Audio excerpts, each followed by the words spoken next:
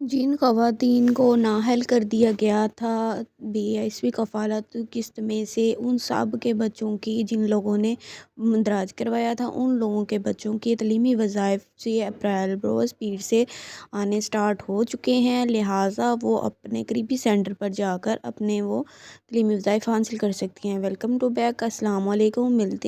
السلام علیکم، کیسے ہیں آپ؟ امید کرتی ہوں آپ سب خیر خیریت سے ہوں گے۔ آج بہت ہی زبردست انفارمیشن لے کر میں حاضر ہوں۔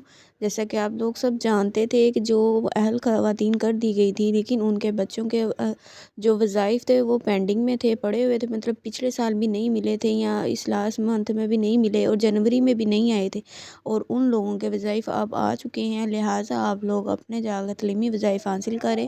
اور ساتھ ان لوگوں نے جنوری کی پہلی قسط 14,500 وصول کی تھی، اس کے بعد ان لوگوں کو کوئی قسط نہیں ملی۔